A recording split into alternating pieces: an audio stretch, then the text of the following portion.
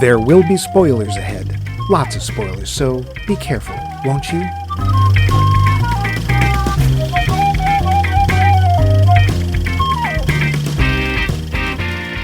We've reached the final episode of our series, Quotes, Unquotes, and Quotes, and what a long, strange trip it's been. So, it's okay. Here's your support blankie. Oh, thank you. Some movies are quotable because the dialogue touches our hearts. Some movies are quotable because they highlight the absurdity of the world around us and within us. Some movies are quotable because they display a mastery of language and dialogue that are just stunning. And some movies are quotable because they are just so bat crazy that you find yourself looking at your fellow audience members and shrieking, "Somebody actually wrote that?" Yes, there are movies that somehow distill an essential madness and sheer dumbosity into language, and despite our better angels sobbing in our ears to never ever repeat any word, sentence, or random grunt found in this movie, we just can't help it. Tommy Wiseau's magnum opus, The Room. This glorified vanity project, whose utter failure was predicted by virtually every person who worked on it, with one very notable exception, has somehow mind-wormed its way into our collective consciousness and become a cult phenomenon that has been shown for 20 freaking years in a handful of theaters and continues to this day. Why? You're just mad because you didn't think of it first. No. That's why Max Mike Movies is here. Well, not really, but it could be. I'm your host, Max. What kind of drugs, Denny Levine? And over there, desperately trying to figure out how to throw a football, is Mike cheap, loose. Oh, hi, Mike. Oh, hi, Max. And I'll have you know, I can actually throw a spiral pretty well. Why? I don't know, but I can. Okay, that's good to know. Just remember, laces out. Laces out. But before we get to this remarkableness, we have our poll question. Poll question. Last week we asked, who is the actor, male or female, you thought we lost way too soon? Nice cheery question, Mike. You're welcome. From Mike Dans. Hi, Wheeze. The Chadwick Boseman, of course. Val Coons, Lord and Doyen of Q Footsteps. Stop using doyen. You don't even know what it means. I do, too. It means like supreme chick in charge. Yeah, sure it does. Yeah, you look it up. I can't. I don't know how to spell it. Then shut up. Yipe. Val Coons says Madeline Kahn. Oh, that was a tragedy. Agatha Gasparoni just says Robin Williams. Tim Potter, Mr. Potter, says, well, he's not gone, but lost due to illness, and that is Tim Curry. Oh, yeah. I preferred his comedic roles instead of the more serious ones, but he could have brought a lot more smiles. This is absolutely true. Angelo Patsalis says John Eric Hexum. Huh? Okay. I don't know. Okay, him. a nice obscure one there, Angelo. Cool. Sure. I don't know. Have to look him up. Professor Dr. Rebecca Pelkey says River Phoenix. Other than Stand By Me, of course, he did a little-known film called Dogfight. That became one of my favorites. Don't know that one. He died when I was in my first semester at NMU, and it was the first time the death of a celebrity actually affected me. Yeah, he was in a lesser-known film. I think it's a Gus Van Sant film called My Own Private Idaho. And I really liked him in that. It was he played a gay hustler with narcolepsy. Isn't Keanu Reeves in that? Yes, he is. Wow. Also playing a gay hustler without narcolepsy. Ah, with or without narcolepsy. Yeah. Jamie Kleinert gives us a list in collaboration with someone allegedly named Brad. Oh, yeah, that would be her husband, and it's not alleged. Uh-huh. Be nice. Well, I need to see documentation. No, you don't. I got Heath Ledger, Robin Williams, Chris Farley, Tom Lister Jr., and Michael Clark Duncan. Oh, he's apparently an absolute sweetie. George Saunier is another on the Heath Ledger list, and, Philip Seymour Hoffman. Yeah. Nick Gasparoni has Alan Rickman. Adam Mark, strap in, has given us quite a few and some remarkable background. I love that. Natalie Wood. Oh, yeah. Wood drowned, likely by the hand of her husband, Robert Wagner. Allegedly. Ixnay on Allegedly. the Albert Wagner way. Trying to get us sued there, Adam? Everyone knows it was with Beretta. At age 43 in the Pacific Ocean near South Catalina Island. Oh, no. During a break you from were going to do that. How could I not? During a break from production of her would-be comeback film, Brainstorm. And it was supposed to be out in 1983. Oh, yeah. That's okay. Philip Seymour Hoffman. Yep. One of the best actors of his generation. Hoffman seemed poised to be able to produce new and compelling roles for decades to come, but he OD'd at age 46. Yeah. Heath Ledger. Yeah, another vote for Heath. Teen heartthrob turned master thespian. His roles in Brokeback Mountain and The Dark Knight were performances for the ages. He died at age 28, also of an overdose. He was also great in Roar. Look it up, folks. Yeah, You'll have to. A more obscure one, Rebecca Schaeffer. That is obscure. Or Schaffer. Not sure how it's pronounced. He spells it two different ways. One is A-E and one is A. It's probably Schaefer. She was an American actress and model. In 1986, she landed the role of Patricia Patty Russell in the CBS comedy My Sister Sam. I remember that name. Isn't that Pam Dauber? I'm not sure. I think it was. Okay, the series was canceled in 1988, and she appeared in several films, including the black comedy Scenes from the Class Struggle in Beverly Hills. Heard of that, never saw it. Yeah, me either. She was then seriously being considered to play Mary Corleone in The Godfather 3 when she was shot and killed by an obsessed fan who had been stalking her. Wait, Max? Yeah? There was a Godfather 3? No, I think that must be a typo. Oh, okay. She was 21. Oh, wow. The role ultimately went to Sofia Coppola. That's a double tragedy. Oh, that's why they didn't make the movie. Yeah, Okay. Exactly. Schaefer's tragic death helped lead to the passage in California of legislation aimed at preventing stalking. We will never know her potential acting path. It's a tragedy. He also adds Jean Harlow in 1937 of kidney failure. Ilea in a plane crash. No, not that one. I don't know what plane crash it was. Yeah, but I know her from, it was the second Interview with a Vampire. Yeah, Queen of the Damned. Yeah. Yep. Sorry, Queen of the Darned. Chris say Farley, 1995, he OD'd.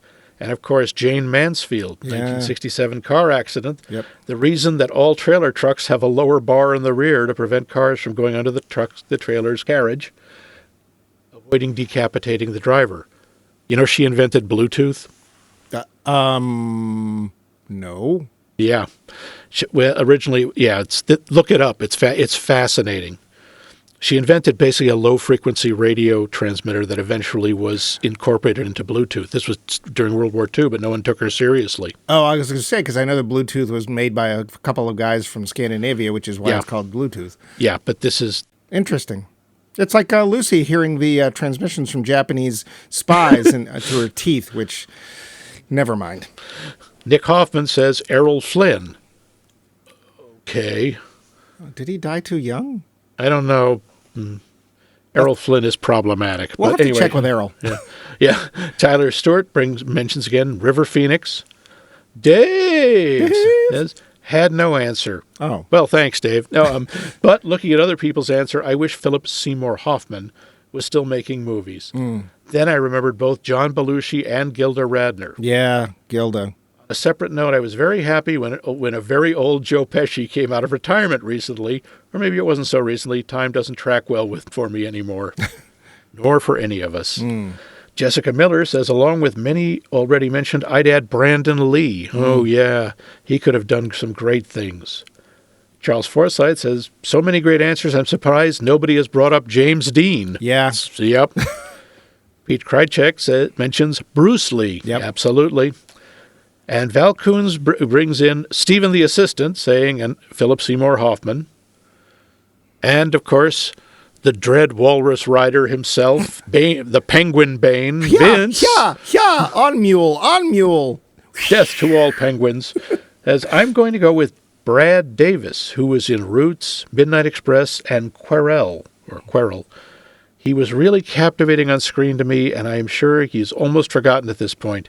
Sadly, there are so many to choose from. The list could be pages on and covers. Actors go back to the silent age like Rudolph Valentino and go to Heath Ledger and beyond. Absolutely. Yeah, I totally agree. Those are some great and very sad answers. Now that I brought the show down, Max, what's your reason for bringing down the show? I got to go with both Heath Ledger and Chadwick Boseman. That was just Chris Farley a little bit. I mean, I don't know how great he could have been, but it was he was such a presence. But Chadwick Boseman, we were just getting an idea of what he could do. I think he'd probably be my major number one pick too, and I think the reason for that is because not only did we barely get a glimpse, but when we watched his final film, which I think was Ma Rainey's Black Bottom, there was no indication of what was going on. And apparently that was true on the set. I remember when we did the trivia for that. Yeah. It was like nobody knew. And the man just kept working and working until the very end and did not make it a part of his on-screen presence or his off-screen presence. And I have a lot of respect for that. Yeah. I'm not saying that people shouldn't ask for help. Please don't get that wrong. Yeah. But I'm sure there's like a very small circle that knew. But it's obvious that what was important to him was the work. Yeah. He was a pro, and he was incredibly talented. And it wasn't drugs, and it wasn't, drinking and driving or something like that, where it was tragic, but there was sort of a fault potentially on one point or another. I'm not going to point fingers, but here it was just bad luck. And it's our bad luck that we don't get to see any more of him. Heath Ledger, there's been all sorts of speculation. The latest I'd heard was that it was actually a bad prescription medicine reaction. Some drug interaction is what I heard. That it had not, because there was all this stuff about that wasn't his fault. He took the right amount. Yeah, no. It had all this stuff about how he was taking these things because he couldn't sleep because the role of the Joker was driving him crazy, and apparently that wasn't true at all. So, but there's all that. But thank you all for your answers. Yeah, these were great. Thank you. But we have a new one because we are never satisfied. I'm not. Satisfy me, Max. Yes. Well, everyone just tuned out. And they should. Show's over. Goodbye, everybody. What movie did you go into expecting to hate or be bored by, but ended up really enjoying? Oh, awesome question, Max. And we'll tell you how to answer that at the appointed time. Wear a white carnation up your nose. But I am dying to hear more about this week's movie. The facts. Budget, $6 million, all of which came out of Tommy Wiseau's pocket. Yeah. Uh-huh. U.S. gross, $550,000. That much, huh? Hey, worldwide to date, it's made $5 million. He's almost made his money back after 20 years. In the years since its release, Tommy Wiseau claims the film was always meant to be a comedy full of so bad it's good elements. The rest of the cast suspects Wiseau is attempting to deflect from the fact that his epic drama was not received in the way he intended. Lying! According to Greg Sestero, who plays Mark in the movie and is a major source of information on this, we'll talk about that later, Tommy submitted the film to Paramount Pictures, hoping to get them on board as a distributor. Usually it takes about 2 weeks to get a reply from a studio. This one was rejected within 24 hours. Wow. Yeah. So nice that they were so efficient. Yeah, at least they didn't string him along. Towards the end of the Los Angeles portion of the shoot, morale among the crew was so low that Todd Barron's name, who was one of the directors, was not listed on the clapboard.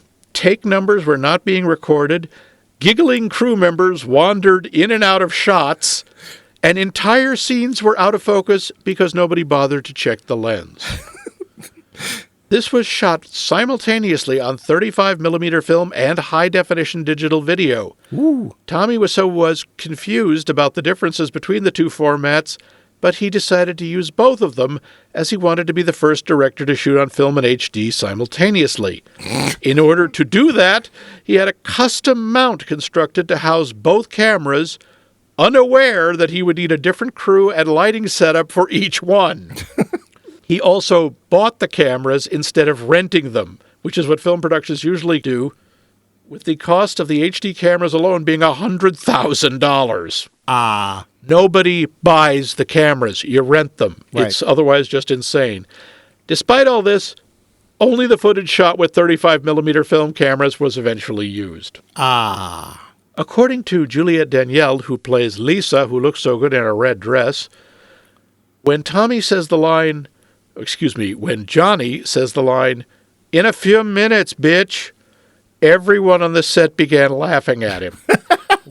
Wiseau came out of the bathroom and demanded to know what was so damn funny. Tommy Wiseau was adamant about the shot of him getting out of bed and walking naked to the bathroom. Oh, good. This is a direct quote. I'm sorry, I can't help doing the voice. "I have to show my ass or this movie won't sell." He did numerous takes of this scene, refusing to move on until finally the crew just demanded he do so. The editor, Eric Chase, later tried to convince Wiseau to cut the shot, claiming it scared Chase's wife. Now, this will come as a great shock, but the woman in the flower store was not an actress, but was the woman who actually worked there. Can I repeat? Yes, according to Sestero, Tommy, upon seeing the little dog on the counter, asked if it was the real thing.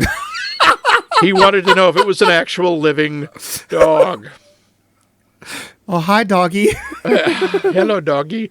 According to the book The Disaster Artist, that's Greg Sestero's tell-all about the movie, Tommy Wiseau is fascinated by vampires and enjoys cultivating the impression that he is one. Supposedly, early in production, Wiseau approached the cinematographer Raphael Smadja with a new scene. "I want my car to fly off the roof and into the sky. It's just possible side plot. Maybe Johnny is vampire." Wiseau eventually dropped the idea after learning that this wasn't possible on the production's budget. Yeah. That is a major focus of vampire lore that they... They drive flying cars, yes. Yeah. After low ticket sales, shock, the film was almost immediately pulled from cinemas. Tommy Wiseau paid to keep the film playing in one cinema for 2 weeks. Why? So it would be eligible for Oscar nominations. Excuse me, I need to back up there. I'm sorry, you said it was not going to be playing in cinemas? Yeah, Plural? It opened in about 6 theaters. Really? Really. I have to find out what the definition of a cinema is. Like, does it include somebody's rumpus room? Or backyard with a screen? Yeah. Surprisingly, this proved to be ineffective, as they didn't get any nominations. However, I should point out that The Disaster Artist in 2017, which was the film based on the book, did get an Oscar nom for Best Adapted Screenplay. Well, there you go. During the "Love is Blind" scene, Peter seems dazed and frequently reaches out to touch things while moving around the room. This is because Kyle Vogt, who played Peter, had hit his head on the spiral staircase while rehearsing and had a concussion. Oh. Tommy Wiseau, who was angry with Vogt because he was about to quit the film and honor a prior commitment, wouldn't let him leave for treatment. Wow. Yeah, we noticed something about this. Tommy Wiseau enjoyed filming the sex scene with Lisa so much he decided to create a second sex scene with recycled and unused shots from the first, which is why the candles are already lit when they arrive and you can still see the rose petals. Yeah, I totally didn't notice that. Tommy claimed to have financed the film by importing and selling leather jackets from South Korea. He has constantly refused to elaborate on this. Again, according to Sestero, Tommy was already independently wealthy when production began, having amassed a fortune over several years of entrepreneurship and real estate development in around Los Angeles and San Francisco. For those of you who are really into numbers, "oh hi" is spoken 9 times, "oh hey" 7 times. There are 8 instances of the phrase "don't worry about it," and 1 "don't worry about that," 1 "don't worry about me," 2, "don't worry about Johnny's," and 1, "don't worry about those effers," and 2, plain old, Don't worries. Well, you just used up all my best quotes. Sorry. There are 7 mentions of Johnny and Mark being best friends. At the screenings of the movie, now that it's hit cult status, attendees will loudly count out these messages. Now Sigmund the Sea Monster and Johnny and Mark are friends. Exactly. Despite, by the way, we hear over and over how they're best friends. They don't even talk to each other for almost half the movie. Yeah. Mark, the character Mark, was named after Matt Damon. What? Oh, yeah, sorry. According to Sestero, Tommy was obsessed with Matt Damon, but misheard his name. He was convinced his name was Mark Damon. Okay. Yeah. Yeah. What a tribute. The original script, oh Lord, was significantly longer and featured a series of lengthy monologues. It was edited on set by the cast and the script supervisor, Sandy Schklair. I'm sorry, what? The what? The script supervisor. Yes, they had one, who found much of the dialogue incomprehensible. Think about that. Imagine what they left out. Oh, dear. Yeah.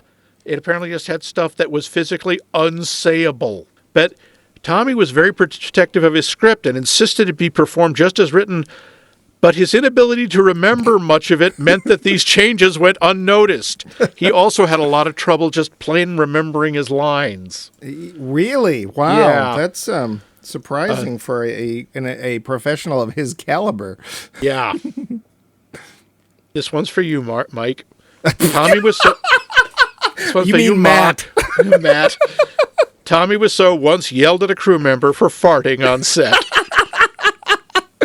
He was just trying to express his opinion, that's all. Now, Wiseau had a cold during the filming of the party confrontations and the trashing the apartment scenes.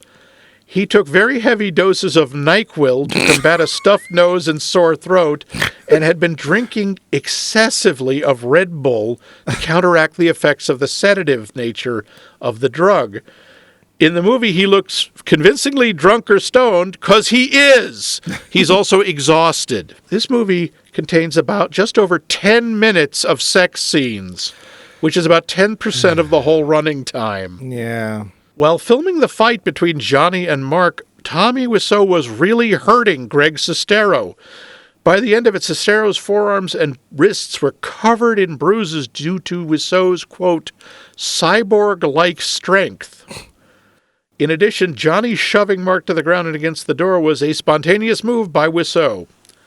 And finally, Tommy has expressed plans to adapt the movie into a Broadway musical. Sure. That'll be that year's hot ticket. You just know it. You know what? Yeah? I'd go. Yeah. I'd be tempted. I'd bring spoons. Because I hate myself. I do.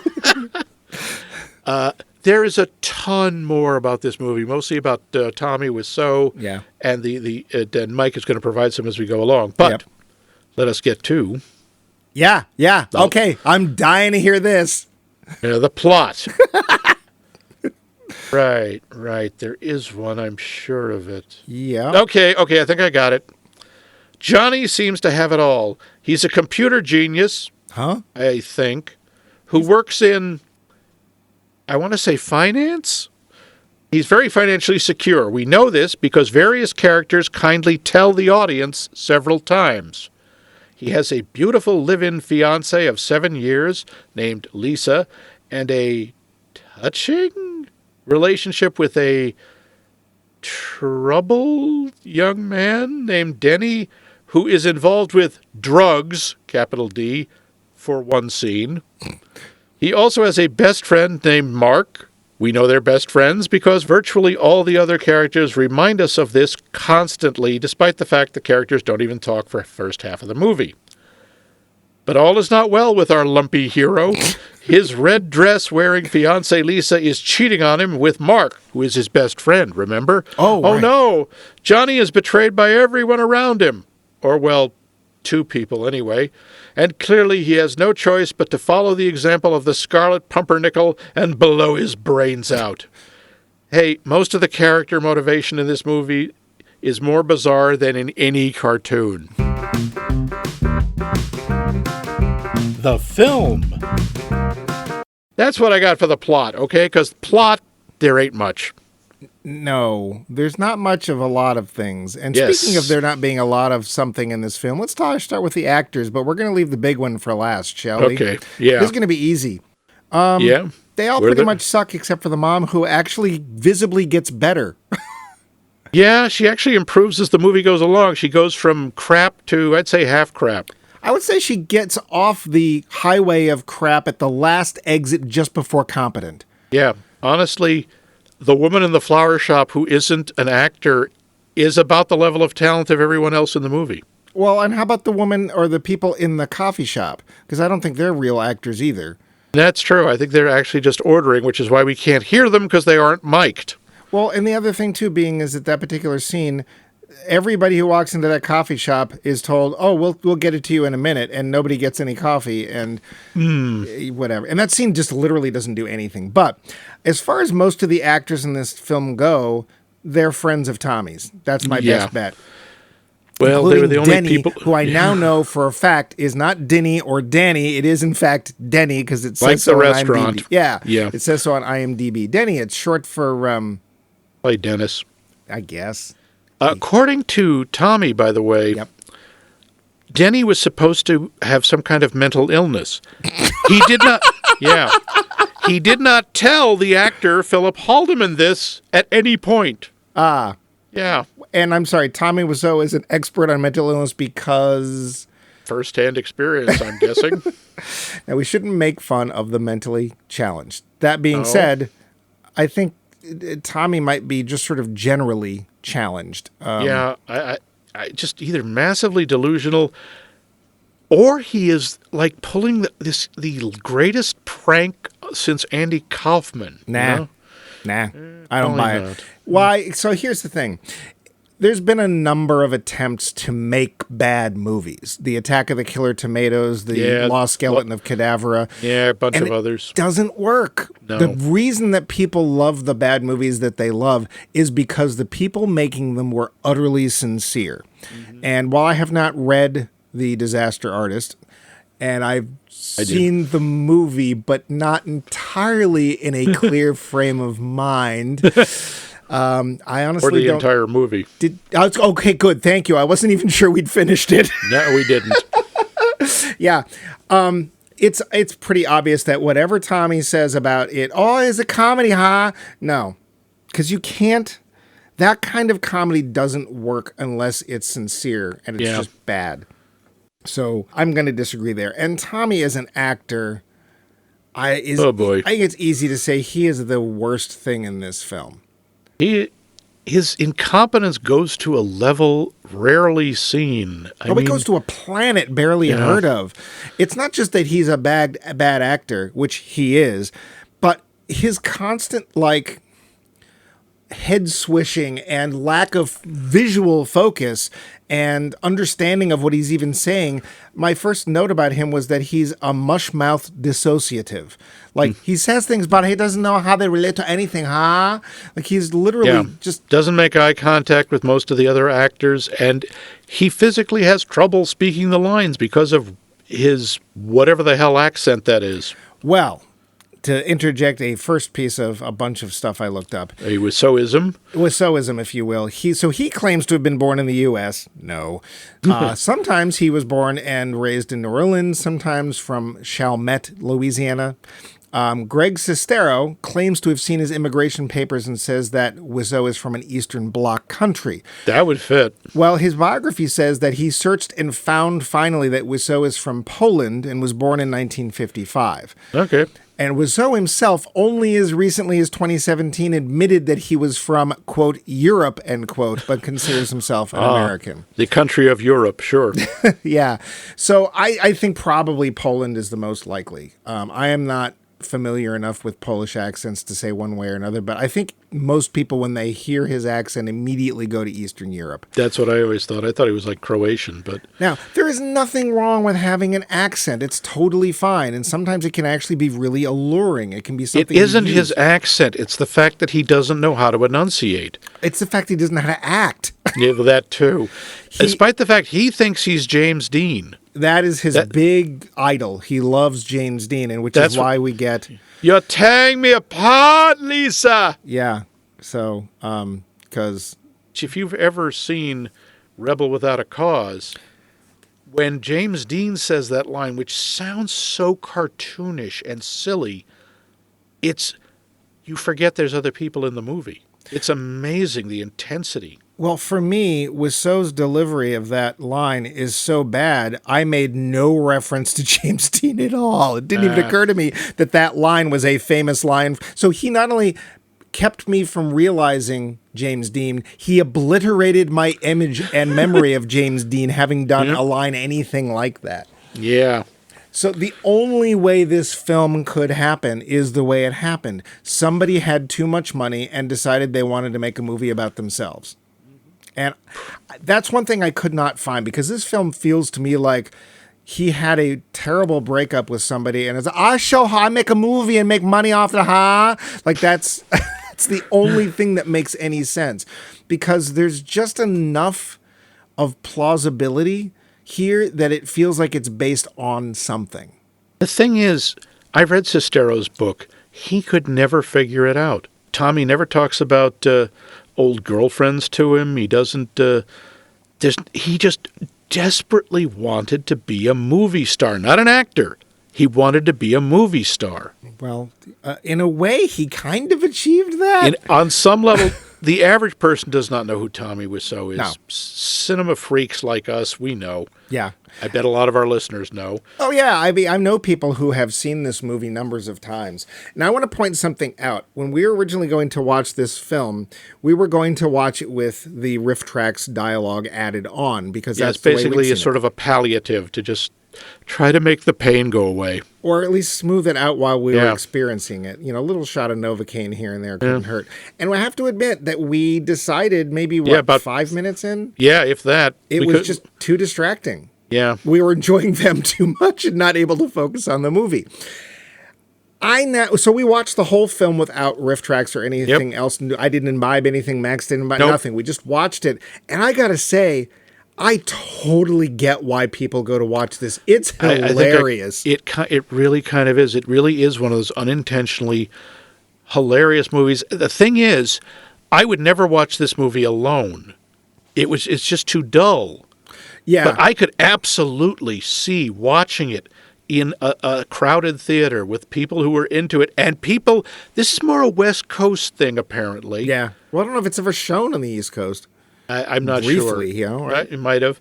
But, yeah, it was unlikely that it was distributed outside of California initially. But I think it's made the rounds since. Well, it's been worldwide now. And he goes to the performances. Yes, he does.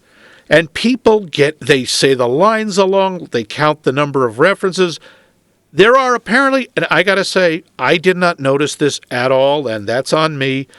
There's a lot of spoon-based art. Yeah. In the room itself, in the apartment. I don't know why it's called. We'll come back to that room part. But. Okay, in the apartment, there's spoon art everywhere, and apparently people bring plastic spoons to the shows and throw them whenever that art is featured.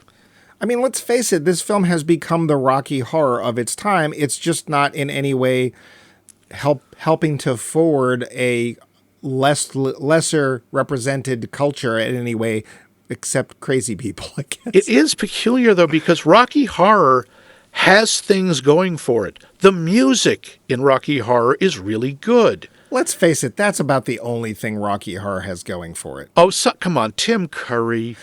But when he's doing the music, that's what we want to see. You know, when he's doing Frank, he's okay, and we like him. Okay, but I think we can do better than that. Oh, don't ask Brad and Janet; they lie. But if you have ever I've watched the film where there was nobody doing lines and nobody doing the stage show, and it's boring. It's very slow. It's surprisingly so. The music is great. It's fun to see these people, one of whom became, two of whom became major stars, Susan Sarandon and Tim Curry. Charles Gray. Oh, true. Charles Gray was already a star. I wouldn't go far as say star. But he was, everybody knew him as a Bond villain and such. Sure. And, Barry Bostwick kind of, went on to, do that blockbuster hit Megaforce, yes. This, The Room brings us nobody. No. There's none of these actors. It's been 20 years. They've had other jobs. I looked. It was none of them were things I'd heard of. Well, the thing that's most fun is noticing how many people on the cast list in IMDb actually have a photo next to their name. Yeah, there are a number many. who don't. Yeah, a lot of them are like, no, I don't want anyone to know, ever. Well, they just never didn't. Even the kid who played Denny doesn't have a photo. No. So whatever. I totally get it. I see why people would do it, and I would go. If there was a local showing of this, I would go and have fun. I really love the Riff Tracks guys playing with this because they are funny, and that's the way to watch it if you're alone or maybe with one other person. But we watched it without, and I was laughing my ass off because eventually you get to that point in the film where you're like, what? Did I just have a stroke? Yeah, I'm hallucinating. Nobody could have actually said that. Wait, are we in San Francisco? I'm not sure. Yeah, that's the thing about the alleged cinematography. For whatever reason, apparently because they were desperate, Tommy was desperate to make sure the audience remembered what city the movie took place in. There are endless establishing shots of San Francisco, some of which are quite nice looking. Sure. They're well shot and much more interesting than anything that they are interstitialing between. Well, and the worst, I think, overuse of them, they actually get worse as the film goes on. The frequency of them alone in the final party scene, for example, or even the getting ready for the party scene, because the timeline gets massively screwed up because we see Lisa trying to get ready for the party and everything to get ready. We cut to San Francisco, we cut back, and now it's earlier in the day and Tommy hasn't left for work yet.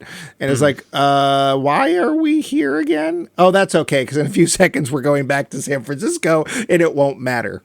And there are just moments of pure absurdity. Like, comes a couple of times Tommy or Johnny, let's face it, they're the same person, calls someone a chicken. Jeep, and jeep, to jeep, illustrate jeep, that, jeep. they go, cheep, cheep, cheep, cheep, which is not the sound chickens make, and not the sound people do when you're trying to make someone sound chicken. Bok, bok, bok, bok, bok Yes. is the correct You pronunciation. cluck or some such. Yes, that's fine. Whatever. But it's so odd. Well, now here's a connection to the bird thing. So some of his background, as I said, he claimed to be from Louisiana, and then he eventually said, "Yeah, I'm from Europe, huh? Isn't that weird?" Now I'm really mixing metaphors. But apparently, and this was something that I think Sestero found out, when he moved to San Francisco, the first job he had was to sell these weird toys, which were birds, on the wharf, and he was known as the Bird Man. Because of his immigration status, he changed his name to Thomas Pierre Wiseau. Wiseau, if you use an O instead of a W, is the French word for bird. Oh. Yeah, but that tiny little bit is probably the most factually accurate thing we can find out about him. Yeah. So Okay. his understanding of even birds is suspect. What did you want to bring up about the spoons? I didn't have anything about the spoons. Okay. Nothing. Oh, okay. I thought you said we'd Nope. come back to it. But yeah, the spoons. Didn't Yeah. even notice. That, and they also throw rose petals. The first note I had, though, because it's the first thing that pops up, it says, Wiseau Films. Films? There's more than one? He's done a couple. He's got another one coming out. Well, he had one that literally just premiered last month. Yeah? And Is so that what we've Giant got- Shark? That's called Big Shark, not Giant. Big Shark, excuse me. It was supposed to come out in 2019, but it literally just premiered the beginning of April, so it's very timely. Greg Sestero, who plays Mark in this movie, is in that one as well.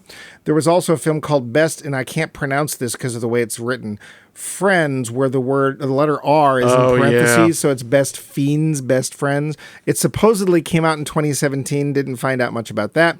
Luckily, he's now working on a UFO film, so maybe we'll find out where he's from.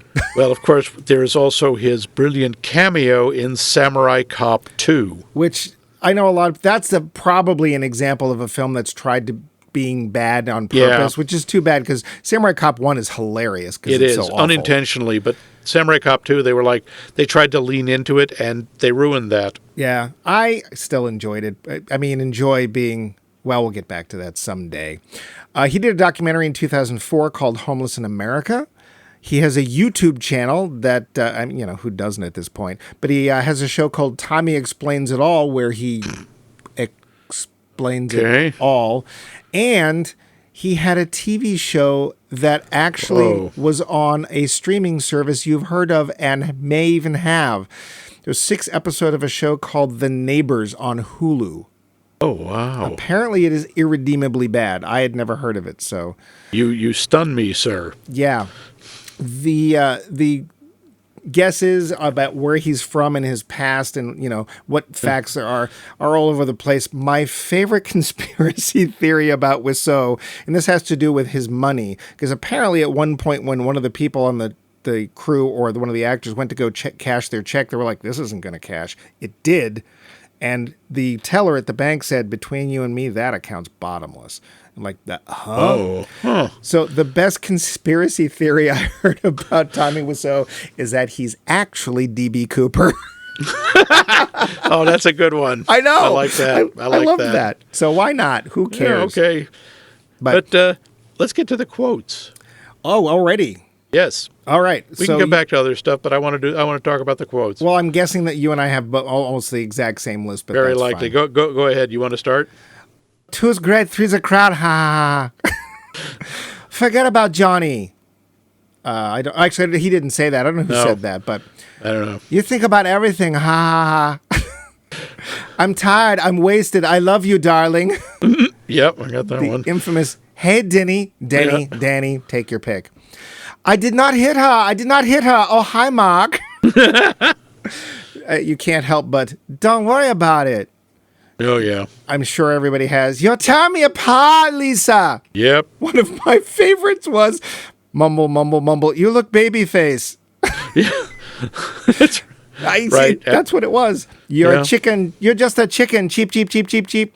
And my top was the mumble, mumble, mumble. My second one was men and women abuse each other all the time. There's nothing wrong with that. That's right. That was the mom's line, wasn't it? Yeah.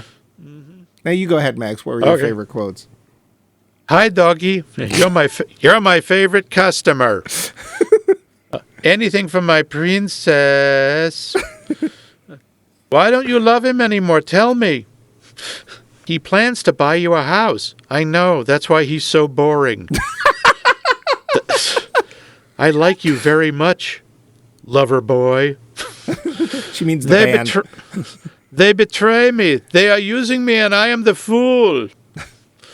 Got a point. And of course, what kind of drugs, Denny? What kind of movie we going to see? Well, we're going to see Denny Don't Plan So Much. I love that film. Yep. Let's go eat, huh? And of course, how dare you talk to me like that? Everybody betray me. I'm fed up with this world. Thank you, honey. This is a beautiful party. You invited all my friends. Good idea. I got to go see Michelle to make out with her. Now, those are most of them. There are a lot of others. Yeah. So, but most of them tend to be his. They tend to be Wiseau's just mainly because of his delivery. Yeah, and everyone loves to do the voice. Yeah, the voice is fun. It's so much fun to do. It's so much fun to make fun of. Yeah. You're right, I can see why this became such a cult hit. I mean, there hasn't been anybody so quotable and so much fun to do since Tor Johnson. Pretty much. Time to go to bed. Yeah. So we have to ask the question, because this is our series question. Is this a quotable movie? I think it really is, but I don't think it would be without him. Because God knows the dialogue does not provide you anything. The language use is... I mean, some of it is quotable just because of how clumsy the words are used. Yeah. Clumsily the words are used, but it's him, man. It's his voice. It's his delivery. Yeah.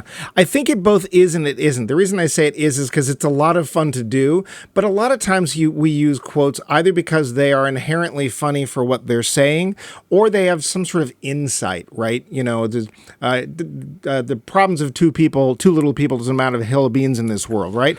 That has something to do with the human condition. This is more just, I can't believe I actually heard this, or some human said this at some point. And that, of course, is still yet to be proved. When we talk a lot about how bad the acting is, the main thing is, now Sestero, I got to give him some points. You get the feeling he's kind of trying. He just Kinda. kinda. Well, But I don't think anyone's not trying. It's just whether you have any skill in that thing or not. the thing is, Julia Danielle, is so passionless. Yeah. She's supposed to be this sociopath. She's supposed to be this. Is she? Yes, Okay. she's supposed to be. She's supposed to be this self-centered and this like femme fatale, apparently. But Oh. the way she delivers some of the lines, sure, baby, come on up. I want your body. It's just, no, you don't. Well, I don't know about femme fatale, but her expression's pretty dead. Yeah. There's just no passion in any of it. No. When she's writhing around with Johnny, Ugh. you get the feeling she's trying to do a sex scene without actually touching him. Well, and his aim is Yeah, it appears at some point that I think he's having sex with her sternum. I don't know, but he also does seem to like to go around in circles. Yeah, his movements are more like he's having some kind of fit. Yeah. It's the sex scenes are the most unerotic. Well, and let's talk about them because we don't have to wait very long to get one. Boy, it's 6 minutes in? I forget, but there's we literally meet three characters. It's Johnny and Lisa, and then Denny pops in to go, can I watch? Basically for reasons nobody understands. And then he leaves. I mean, it's literally what was it, American Werewolf in London, where they had that sex movie and there's two people going at it. Somebody knocks at the door and goes, I thought I told you never to come up here anymore. I've never promised you any such thing. Oh, not sorry. You. No, not you, you twit. I've never seen you before in my life. Oh, sorry. Yeah, it's like that. Yeah, that was see you next. What is it? Wednesday? I don't know. John Landis used to use that if he needed a movie in the background, even on a marquee. It was always see you next. I think it's Wednesday. Yeah, I think they made that up for American Werewolf, but yeah, it's like that. There's literally, and then they just start having sex for no reason. Then 20 minutes in, because we started looking, 20 minutes in, we have another sex scene, which apparently is just the first sex scene, but with unused footage. Yeah, but luckily we get to wait a while till 26 minutes in for the next one. We have another one, but it's a much longer. No, it's actually shorter. There's 30 minutes. Another sex scene, but then we get another one at an hour 5, and another one at an hour 9. It does change. It's not always the same two people. There's actually one point where there are two people who just wander into the apartment. We don't know who they are or for why quite they're a there, while. What's going on? They just started having sex, and then they get caught and by Lisa and her mother, and then they leave. I still, that's another source of one of the more ridiculous lines where the guy is trying to be seductive with a box of candy. Did you know chocolate is the symbol of love? Well, no, to be fair, it Max, isn't. He had hit his head. Oh, he had a concussion. Yeah. Which would explain a lot of this film if that's what had happened. The filming of, especially, Johnny and Lisa together, so many unfortunate choices. There's this whole thing where there were rose petals all over the bed. Yeah. Which is, everyone always thinks that's a really romantic and a nice thing, and people do it on honeymoons and such. The problem, at least in this one, is the petals stick to Lisa's back, and it looks like she has some kind of horrible skin disease given to her by having sex with Johnny. Or a couple of the chocolates got dropped in the bed. Or something else got dropped in the bed. Oh! Yeah, it also could be, I don't know, leeches or so. It's gross. These are the least erotic sex scenes you can imagine. Well, okay, so Tommy wants to show a lot of himself. Oh boy, and is to he be proud fair, of that lumpy body. Tommy has worked out, and he is very cut, but he's that kind of cut where this person hasn't been drinking any fluids for the last 3 days, and you can see striations in the muscle where it's just kind of yucky. And being somebody who generally likes looking at guys, I don't want to look at Tommy Wiseau at all. So it's somebody who's done a lot of work to make their body look that way, and they just don't realize that we don't want to look at it. I also want to say, too, with the photography, say what you will, I think the film's actually fairly well shot for a very low budget. Yeah. nobody professional in it. The camera work itself is actually pretty reasonable. There's no point where I was like, wow, somebody knocked into the camera. Well, except there are a couple of scenes where it's out of focus because, as we said, they just didn't care. They just didn't care. Oh, but here's yeah, a no, whisper it's true. thing, Otherwise, it's perfectly competent. Yeah, and there's then the shots of San Francisco, again, are nice. Yeah. But it's the editing that really makes you, well, the editing and the script writing just make you, and the acting. It's the editing, the script writing, the acting, and the okay, most of the film. Amongst our weaponry. Yes, the weaponry, yeah. I want to come back to the title. Okay. So the name of this film is The Room. Right. Which room is that? I have no idea. I mean, we see two rooms pretty much in the apartment. Right. I assume it's the bedroom because that's where a lot of the sex happens, and it's where Johnny kills himself. I guess, except most of what happens for what little plot there is happens in the living area. The downstairs. There's no kitchen, I mean, there is a bathroom, but thankfully we don't see too much of that. This film takes place. There are a couple of outdoor scenes. The flower shop, the alley. There's a pointless scene of Johnny and Mark jogging. Oh, Max, you want to toss a football? No, you I want to don't. Get a tux and toss a football? Yes, that's right. Let's go in an alley in full tuxedos and play football. Yeah. Or not play. No. We're not going to play football. We're just going to toss we're going to throw it around. By the way, why were they in tuxedos? They weren't going to the wedding. Well, I think they were supposed to, but then there wasn't one. Apparently, we don't know. I assume there was either supposed to be a wedding or a called-off wedding scene or something. It just wasn't there. I do have a big question for this film, though. Why a big suit? Yeah, apparently Tommy cannot find clothes that fit him. I guess. Everything he wears in this movie is baggy or ill-fitting. Yeah. Very strange. What about I want to talk about a little bit about the background music, the score. Oh, I actually had a really good note about that because I personally thought that because there's mostly we notice it when they're having sex, but the soft rock soundtrack of this movie is perfectly forgettable. Yeah, you don't remember. It's also trying to tell you things that the script and the visuals aren't. Oh, you could concentrate that much on it? I did. I mean, when Johnny is drinking at one point, the music gets all dark and grim. And it's like, okay, so apparently for some reason it is bad that he's drinking. Or when Chris the pusher shows up because Denny hasn't paid him for the drug, the music gets all scary, sort of. Yeah. Because it's good that he told us that because otherwise Chris would not be that scary. Although we do get the line, take him to the police. Yeah, well, then that scene is over, as is that entire plot, which had no bearing on anything in the first place. There's nothing else, no follow-up. Denny apparently never buys drug again. We just nothing. Nothing! I mean, the film does teach us one thing. If you're having a party and it's not going well, just pan across San Francisco. Yeah, that's a good point. And it'll change. Yes, also spend a lot of time going inside and then outside and then back inside. Yeah, there's scenes where people enter and then they talk about things that don't matter. Lisa, I gotta say, has literally the same conversation with everybody throughout the film. Yeah. Oh, I don't love him anymore. I'm gonna leave him. You should stay with him. I'm not going to. We finally find out they've been together 7 years, and my reaction was, they have? Yeah. Like, really? They've been engaged for how long? Yeah. Or like when Johnny says, oh, it's a really interesting story how I met her. Like, oh, tell us. I saw her and she was really beautiful and I went and said hi.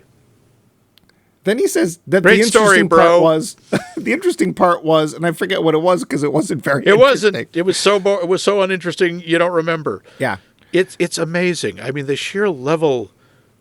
It really is one of the movies that goes through bad and comes out the other side. Yeah.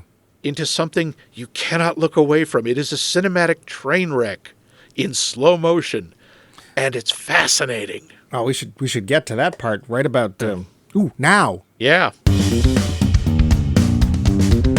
The finish. So Max. Yeah. Where was the first time, or when was the first time you saw The Room? I know you didn't see it in the theater. I did. I think it was the Riff Tracks live show. Okay. So I saw it. I technically saw it in the theater. Yeah, true. But it was Riff Tracks making fun of it. And I remember sitting there just going, this can't be real. I mean, Max, how was your reaction? Not, huh? Because I was hearing too much of that already, and I didn't want it. I didn't want me to be associated with anything about that movie. I didn't want to take it into myself like that. And I watched it again at the commentary because the Riff Tracks guys do a great job with it. But I think this is the first time I've ever watched it unaccompanied by Riff Tracks. And so what is your feeling about the film? It really is. I see why it's a cult film. It is so bad. It is so incompetent on so many levels, except, as you point out, oddly enough, the camera work, which I think highlights how bad the rest of it is. It's so bad, it's fascinating. And it is hilarious. But again, it is a movie you have to see with other people. It doesn't have to be a huge crowd. No. What about you? Where did you first encounter this? Same place you did. Yeah, okay, I thought so. Riff Tracks Live, yep, went and saw it, Riff Tracks Live. And I wouldn't say that I fell in love with it, because this is only the second time I've seen it, and it was without Riff. Well, it was initially with them, but you guys are distracting us from the deep. Never mind. Yeah. But I think it was the right choice. I think we needed to just take the film on its own. I think so. Merits. I mean, let's face it. The characters are wooden. The lines are delivered with the deftness of a cinder block, and the sex scenes are interminable and creepy. But this goes all the way back to Ed Wood, right? Because Ed Wood is exactly the same. He's got this little troop of people that for some reason believe in him. Although I've never read accounts of people going, "We're going to stop looking at the focus of the camera. Just finish it up, please. We can't stand this." Apparently, they believed in him. And it's the same thing in that both of these guys appear to think that they're geniuses. Yeah. Just misunderstood or ahead of their time. And, honey, you're just not. No. Neither one of you. I'm sorry. Ed, Tom, I'm sorry. I'm sure your parents told you were wonderful and special, but they were lying. Well, sadly, Tommy's done a lot better than Ed did. Yeah. Because Ed ended up living in a trailer, and I think he actually died because of alcohol abuse, which is kind of sad. But he also had a movie made about him, and it was a big budget movie. That won several Oscars. Yeah. Or was nominated for a bunch. I know it won Best Supporting Actor.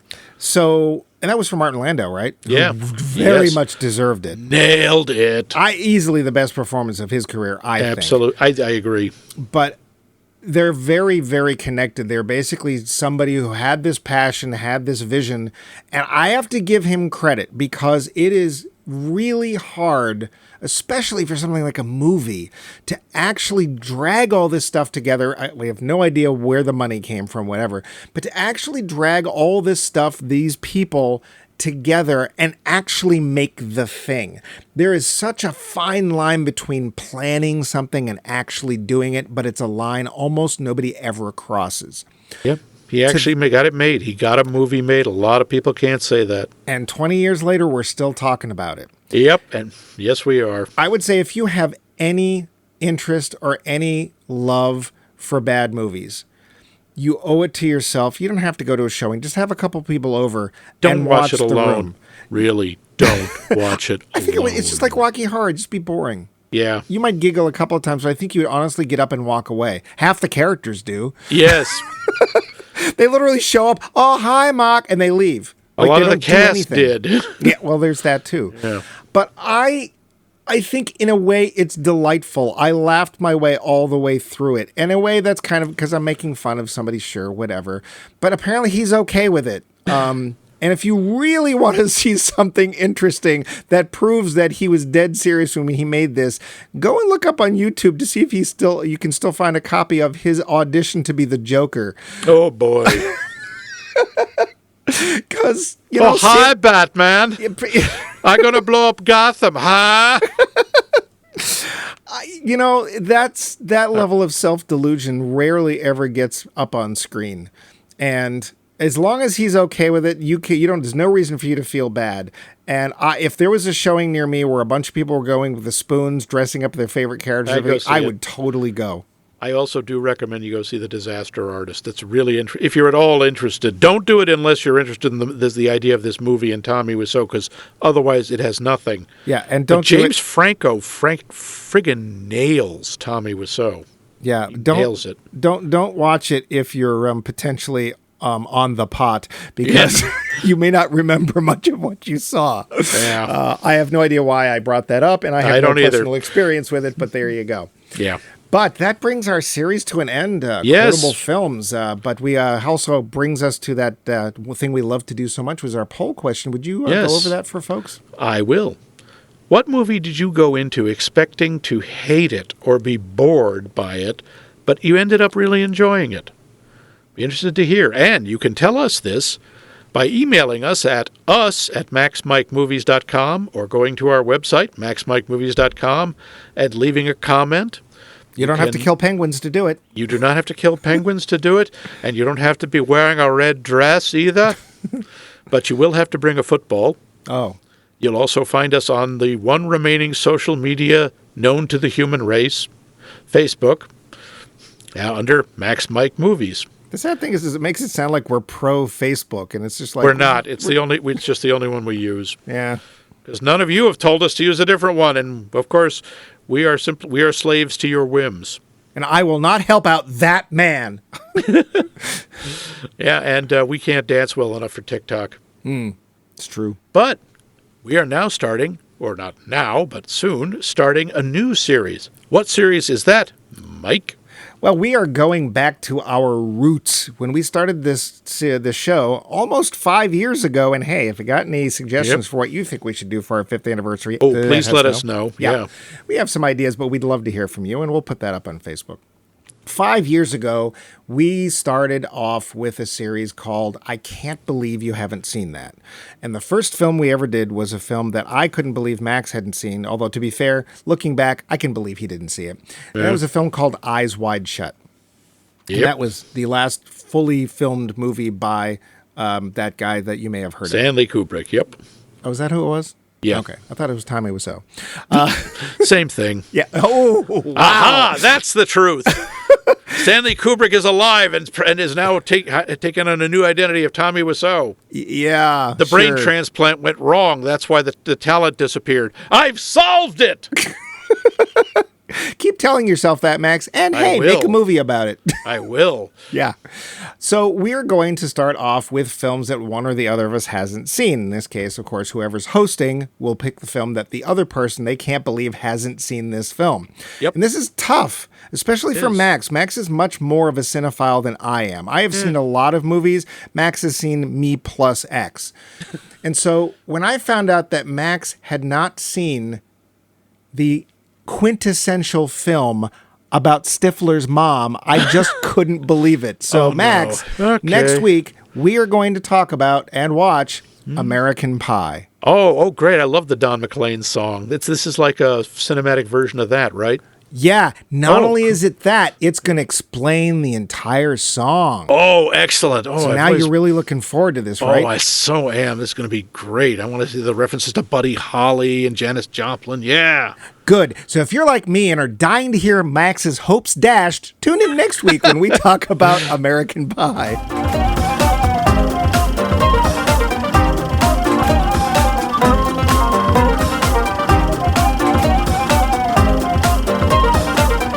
This has been a co-production of The Voice of Max and The Movie Wrench.